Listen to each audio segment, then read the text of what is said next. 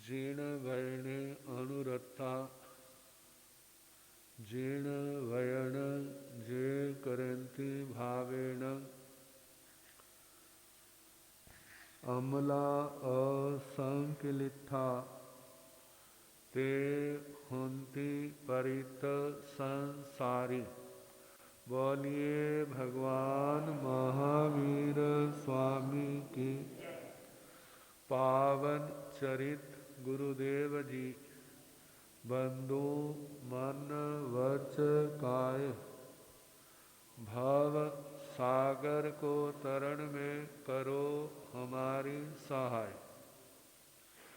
जिन शासन जिन वाणी सदा जयवंत हो। श्रवण संग सदा अविचल मंगल हो। मुक्ति को प्राप्त श्रमण भगवान महावीर स्वामी उनकी परम पावन कल्याणी भागवती वाणी वाचक प्रमुख श्री इंद्र भूति गौतम आदि गणधर भगवंत युग प्रधानाचार्य परम पूज्य श्री सुधर्मा स्वामी जी महाराज उनकी परम पावन पाठ परंपरा वर्तमान आचार्य ध्यान योगी परम पूज्य श्री शिव मुनि जी महाराज एवं गुरुजन सबके पावन चरण सरोजों में मेरा अनंत अनंत बार वंदना नमस्कार। उपस्थित धर्म प्रेमी सज्जनों, माताओं तथा बहनों, 9 तत्वों में संवर का वर्णन चल रहा है और उसमें 8 प्रवचन वार्ताएं और ईर्या समिति। कहते हैं इस निर्ग्रंथ प्रवचन को पहले समझना बड़ा मुश्किल है और उसके बाद आचरण करना और भी क्या है, मुश्किल है। जानते हैं जितना जितना गहरा जाते हैं उतनी उतनी बारीकियां सामने आती हैं। बिना गहराई के बारीकियां भी सामने नहीं आती। यदि हम अतीत काल की ओर देखें ना तो वैमानिकों की अपेक्षा इस आत्मा का भवनपति वाणव्यंत्रों में ज्यादा समय निकला। भवनपति वाणव्यंत्रों में ज्यादा समय निकला और ऊपर के देवलोकों में कम है। फिर ऊपर भी तो अनेक हैं। जैसे जैसे आगे बढ़ते जाएंगे ना उतना टाइम क्या होगा, कम होता जाएगा। और 569 विमान तो ऐसे हैं वहां पर तो हम कह सकते हैं कि हमारे में से तो कोई नहीं गया होगा। क्यों भला? कारण ऐसा उनकी इतनी पुण्यवानी होती है। जब वो वहां से आते तो बड़े समृद्ध परिवारों में उनका जन्म होता है जिसकी रिद्धि का कोई आर पार नहीं होता और उनकी चित्तवृत्तियां इतनी टिकी होती हैं। देखा जाए तो उन्होंने जहां थोड़ा आना है, वो यदि जाएंगे मोक्ष जाने के लिए, संसार तो सीमित है ही, वो तो महाविद्य क्षेत्र में जाएंगे जहां तो ज्यादा करके दूसरे ही जीव हैं। तो इनको जानने के लिए कहते हैं एक तो शब्द पाठ होता है। शब्द पाठ हमारे में कईयों को याद होता है, लेकिन उसका जो अर्थ पाठ है ना, अर्थ, उसकी ओर ध्यान मुश्किल से जाता है और वो ध्यान जाता है चिंतन से। जब व्यक्ति का गहरा चिंतन बढ़ता जाता है, फिर वह चीजें सामने आती। जब वो सामने आती हैं तो फिर उसके बाद उनको उनका परिहार करता है, उनका शुद्धिकरण करता है। कहते हैं एक बार ना कोई भाई, उसके पास कोई पेशेंट आया था और वह शारीरिक बीमारी का नहीं था, वो दूसरा पेशेंट था। तो जिस समय अपना पाठ पढ़ने लगा, कहने लगा मैं पाताल बांधू, आकाश बांधू, सारी जमीन को बांधू, अरे तू क्या है? तो घर वाली पास बैठी थी, कहने लगी आकाश बांधने की बातें कर रहा है, पताल बांधने की बातें कर रहा है, लेकिन घर की छत तो कितनी देर से वो पानी टपकता है, वो नहीं बांधा गया तेरे से। कहते क्या करूं, वो दिखता ही नहीं है। क्या जहां से पानी आता है वो दिखता ही नहीं है।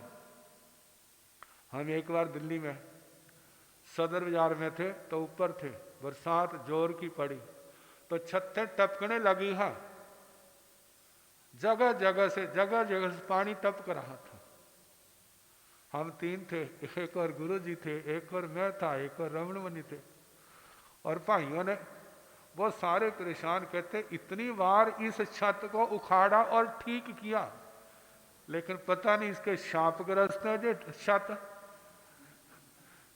इतनी बार इसको उखाड़ा और इतनी बार उसकी सेटिंग की, फिर भी जो पानी टपकना जो है, पानी टपकना बंद नहीं हुआ। कारण क्या? पानी जब खड़ा हो जाता है, लगातार पड़ता है, तो जितने छोटे छोटे छोटे, क्योंकि पानी की अवगाहना थोड़ी है अपकाय की, और पृथ्वी काय की अवगाहना स्थूल है। जहां स्थूल अवगाहना में से छोटी अवगाहना वाले को निकलना क्या होता है? जब लगातार करता तो पानी, तो ऊपर आए डरते डरते, पता नहीं मारे क्या कहेंगे, कहाँ बैठा दिया हमारे को। तो देखा, हम तो अपने बैठे हुए थे। कहते महाराज ये पानी, कहते सबके साथ ही है। गुरु जी ने कहा सबके साथ ही है, सबकी छत्ता चो रही, पानी निकल रहा है, जहां भी निकल रहा है, कुछ नहीं कहा। मतलब छोटे छोटे दोषों को समझना और निकालना, पहले समझ नहीं आते, समझने के बाद वह निकलने का नाम नहीं लेते। तो उसके लिए दृष्टि की बारीकी, सूक्ष्मता जे कब आती है? जे अभ्यास से आती है, चिंतन से आती है। इसलिए हमारे कहा जाता है पहले वाचना। वाचना का मतलब शास्त्र पाठ लेना, फिर उसके बाद परीक्षना। जो तुम्हें समझ नहीं आया उसको क्या करो? पूछो। फिर उसका है परिवर्तना, आप बार बार उसकी पुनरावृत्ति करो, आवृत्ति करो, उसको चितारो, उसको क्या करो? रिवीजन करो। इससे क्या होगा? वो पाठ पक्के होंगे। फिर अनुप्रेक्षा, फिर उसके अर्थ का चिंतन करो। कहा कि जे जो प्रक्रिया है महानिर्जरा, महापर्यवसान की है, क्योंकि ध्यान जो है दुनिया के प्रपंचों से हट जाता है। जितना हम शांत चित्त दिमाग से, हमारी इंद्रियां अपने बस में होंगी, हमारा मन अपने बस में होगा, तब क्या होगा? हम गहराई में उतर सकेंगे। यदि हमारी इंद्रियां बस में नहीं है, हमारा मन वश में नहीं है, तो क्या होगा? हम वहां पर पहुंच नहीं सकेंगे। इतिहास में देखते हैं, जब जिनकी इंद्रियां बस में थी, जिनका मन अपने वश में था, वो दुनिया के बड़े बड़े काम करके क्या है, जब चले तो बड़े बड़े काम उन्होंने किए हुए थे। कहते एक विद्वान दिगंबर परंपरा के आते हैं, टोडरमल जी। तो रात का जब विहार होता था, तपस्या होती, तो खाना, तो उनके माता जी नमक सब्जी में डालते नहीं थे, या नाम मात्र का। चल रहा था, वो रोटी खाते अपने काम में लग जाते, रोटी खाते काम में लग जाते। एक दिन रोटी खाने लगे, कहते माता जी आप नमक डालना भूल गए।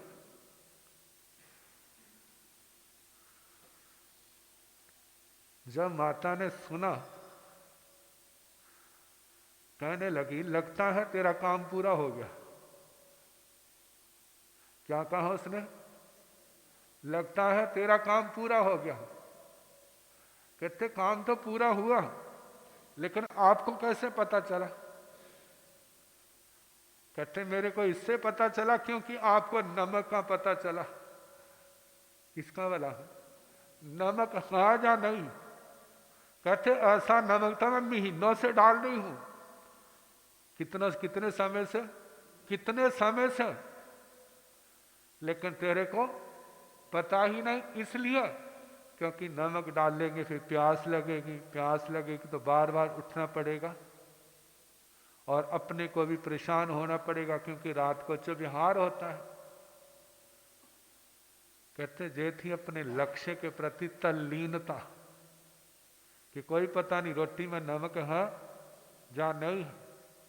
इतिहास में एक आता है वाचस्पति मिश्र, कहते अपने अध्ययन में अपने कार्य में लीन है। माता का देहांत हो गया, दूसरे लोगों ने सारा काम कर दिया और वो अपने कहते इसको डिस्टर्ब नहीं करना। कहते कोई भी बड़ा काम है बलिदान मांगता है, बिना बलिदान के बिना त्याग के बड़े बड़े दुनिया के अंदर काम नहीं होते। अब रोटी देने की बारी आई तो पत्नी ने ड्यूटी संभाल ली। अब आती है, भोजन रख के चली जाती है, खा लिया, बर्तन उठाए ले गई। शाम हो गई, दीवे में क्या कर दिया? तेल डाल दिया। जिस समय उनका वह कार्य हुआ तो देखा दीवा जलाने कोई आई है। जब उसकी ओर देखा, कहते हैं ये तो मेरी माता नहीं है। पहले क्या समझते थे? मेरी मां आती है, कहते ये तो मेरी माता नहीं है। कहते कौन है? कहते मैं आपकी अर्धांगनी हूं। अर्धांगनी? कहते मेरे को पता ही नहीं चला। कहते माता जी को तो रब को प्यारी इतना समय हो गया है, मेरे को बताया नहीं किसी ने। कहते आपका कार्य डिस्टर्ब ना हो, आपके कार्य में व्यवधान ना हो। अब वो सोचने लगे जो मैंने कार्य किया है, ग्रंथ लिखा था वेदांत का, जिसका इतना त्याग है, मेरा सहयोग दिया, उस ग्रंथ का नाम उस पत्नी के नाम का कर दिया जिसका नाम था भामती। तो कहा जब हमारा मन हमारी इंद्रियां वश में होती है तभी हम गहराई में पहुंच सकते। सूली का सिंहासन हर कोई नहीं बना सकता। कितनी पवित्रता थी, कितना मन के ऊपर कंट्रोल था, कितना इंद्रियों के ऊपर विजय थी। रानी को ये तो माता का रूप है, मन के अंदर जरा भी विकार को स्थान नहीं। फिर उसके बाद इसका भी घात ना हो। राजा पूछ रहा है मेरी समझ नहीं आ रहा, सच क्या वो बता दो।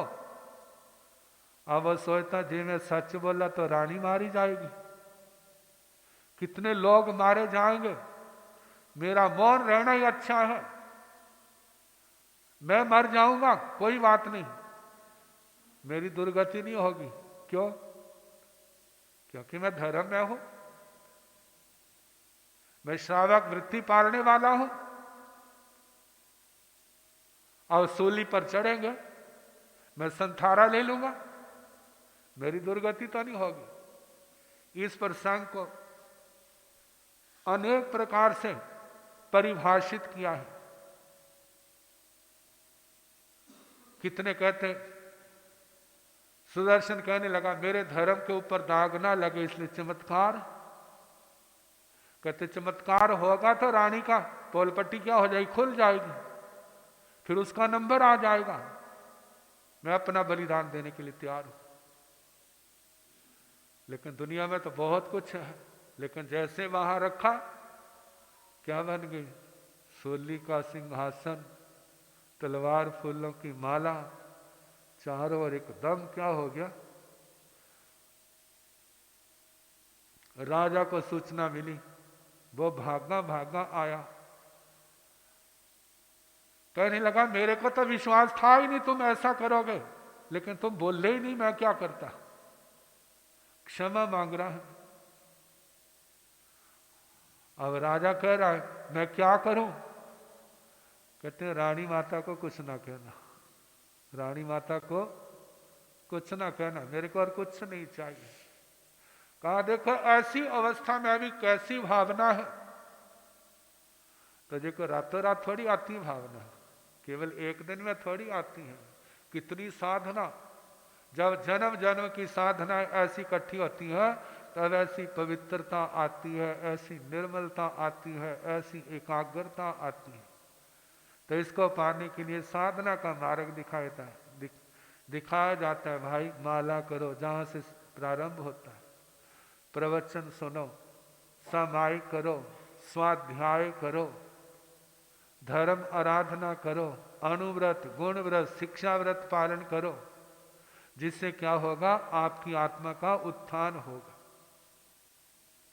कहा जाता है गुरुजन सदा साथ नहीं रहते, लेकिन उनका सिखाया हुआ ज्ञान हमारे पास रहता है। वो गाइड के समान, नक्शे के समान। जैसे नक्शा दिखाता है ना, जहां से जहां जाएंगे तो जे आएगा, जहां से जहां जाएंगे तो जे आएगा। इसी प्रकार जो गुरुओं ने ज्ञान सिखाया है, अरे जो 18 पाप है, जो 17 प्रकार का संयम है, 18 पाप उन्मार्ग है और 17 प्रकार का संयम क्या है? सन्मार्ग। सन्मार्ग पर चलेंगे तो सिद्ध गति आ जाएगी और उन्मार्ग पर चलेंगे तो नरक निगोद आएगी, नरक गति त्रियंच गति आएगी। ये कब एहसास होता है? कहते जब शब्दों के साथ अर्थ का चिंतन किया जाता है। जय ही चिंतन आगे बढ़ते बढ़ते आत्मा की पवित्रता का, स्थिरता का कारण बन जाता है। तो इसलिए जानना वो संयम क्या है, संयम का पालन करें। साधु साध्वी अपने जीवन में पालन करें। श्रावक श्राविकाएं अनुव्रतमय जीवन तो जीना ही है, लेकिन समय के समय प्रयास करें 18 के 18 पापों से हम क्या हो? मुक्त हो। उतना तो हमारा जीवन क्या हो? शुद्ध हो। ज्यादा से ज्यादा समायिकें करें। जो संसार राग रंग में समय जाता है, आत्मार्थी जीव है तो राग रंग में, उनमें समय नहीं जाएगा, व्यर्थ समय नहीं जाने देगा। अब उसमें देखते हैं 1 घंटे के अंदर, 50 मिनट के अंदर, 48 मिनट के अंदर क्या आ जाती है? समायिक आ जाती है। 4 घंटे में 5 समायिकें आ जाती हैं। छुट्टी का दिन होता है, सैर सपाटे कहीं कहीं चले जाते हैं।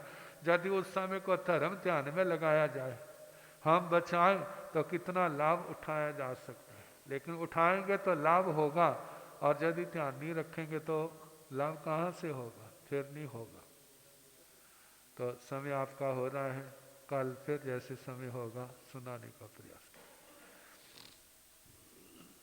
सत्संग